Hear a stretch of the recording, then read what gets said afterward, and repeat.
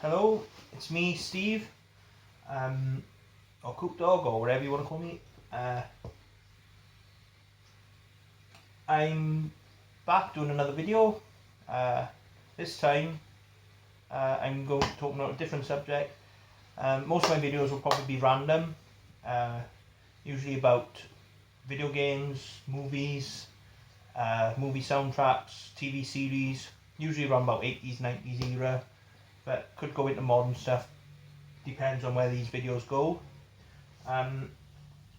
Today I'm going to talk about video game movies. Unfortunately, they've had a bit of a bad rep throughout history, like Super Mario Brothers and the original live action of Street Fighter with Jean-Claude Van Damme. But since the opening of Sonic the Hedgehog, which I've not seen yet, which has been given average to good marks in ratings. Like I said, I can't comment on it. I haven't seen it yet, but I'm just here to say that not all arcade video game movies are that bad. One, for example, is the one I've got in the background here. I'm not going to play it, obviously, for licensing reasons, but yeah, it's called Street Fighter 2, the animated movie. That was released in 1994, and well, this movie was created by, as you can see, manga, and this was when anime was quite gritty, quite raw. All sorts of things happened with it. As you can see, 15 rating this was, so it wasn't your child-friendly animation. Not like your Sailor Moons or your Dragon Ball Z's or whatever else you want to pick, Pokemon. It's not family friendly. So basically, this movie, hell of a lot better than the Van Damme version, personally. Well, if you disagree, but I thought this was the best version. I mean, there's been other versions come out of Street Fighter Alpha and other animated shorts or whatever from manga or other companies, but this version I found was the best version that I watched, and I watched it last night to revamp on it and to get more knowledge on it. And it basically, the storyline is M. Bison, he's the head of a terrorist organisation, Shadow Law, and he's just picking up fighters from around the world using cyborg spies to analyse and check their fighting potentials. So he gets the best street fighters in the world to do heinous crimes, assassinations, smugglings, whatever, because he wants to basically take over the world. So that was one part that they did get right in the Van Damme film with M. Bison. Unfortunately, the rest of it was awful. But this one, it sticks to that plot. He uses his psycho mind power to control these terrorists, these street fighters, to make them do the bad acts. And yeah, it flicks between different fights. The very first fight is the prequel fight of Street Fighter between Ryu and Sagat. And if you're wondering why I'm pronouncing it Ryu and not Ryu, it's how they pronounce it on the DVD. So if there's a dispute of how you pronounce his name, they pronounce it as Ryu, so I'll be pronouncing it as Ryu as well. So anyway, the first fight, he takes on Sagat, and it's basically showing how Sagat got his scar on his chest from the uppercut, the dragon uppercut. After that, then it flicks then to Kami, who has been under mind control, and she assassinates some senator, and then gets caught.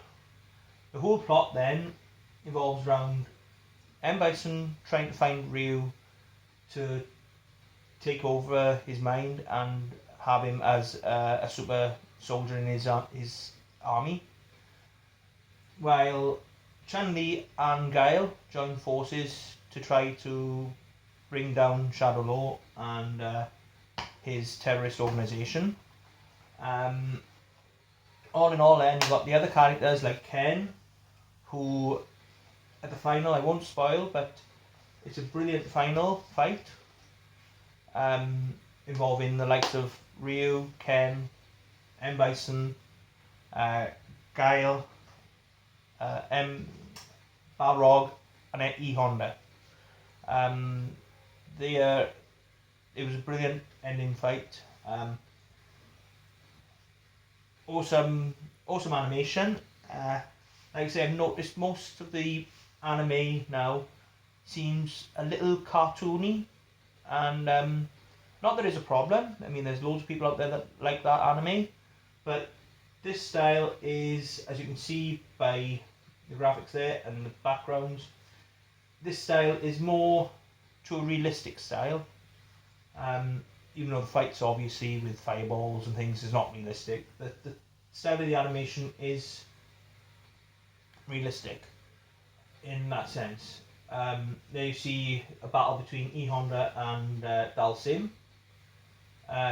Chun-Li and Vega. They do flick between battles quite a bit, but the story, the background story, is still there. The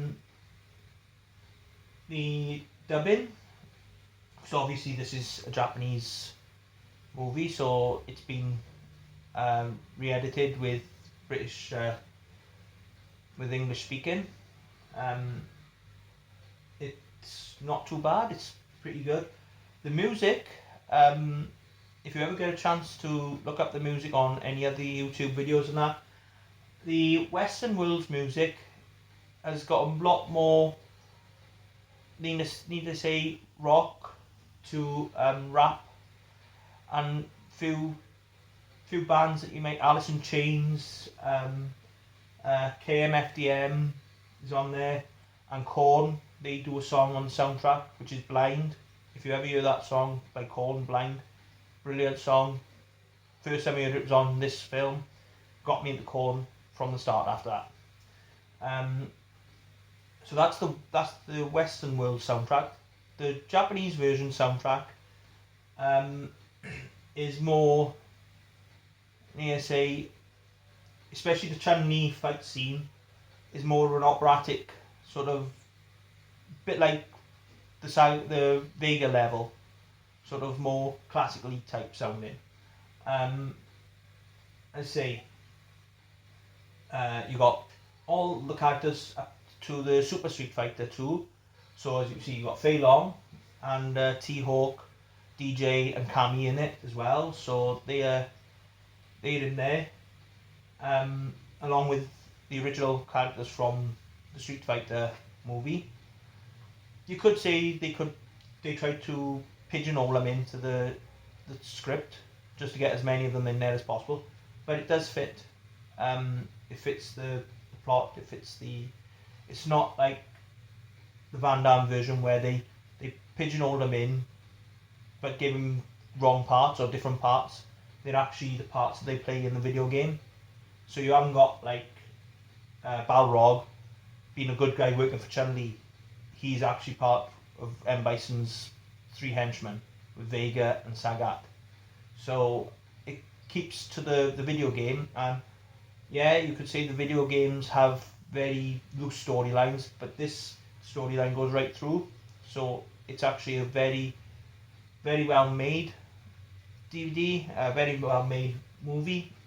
Like I said, the animation, the fight scenes, for manga, I would recommend watching this.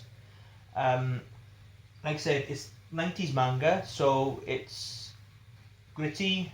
It's along the lines of Fist of North Star,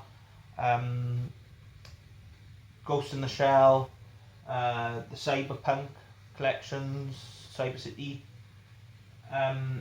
all the things like that. Akira, it's that type of animation. It's that type of manga film.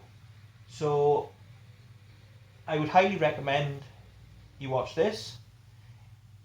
And like I said, personally, the best video game movie that I've seen in a long time, and as I said, I still go back to it every so often to watch it. So that's my second video done. Hope you enjoy it. Hope you go out and look for it. Like I say, there are a number of Street Fighter animes out there, but if you look for the one from 1994,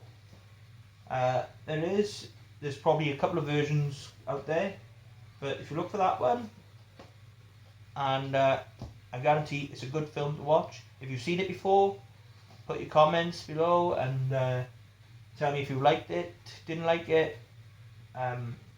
Hopefully I'll get into another video soon. Thank you for listening, and enjoy the rest of your day.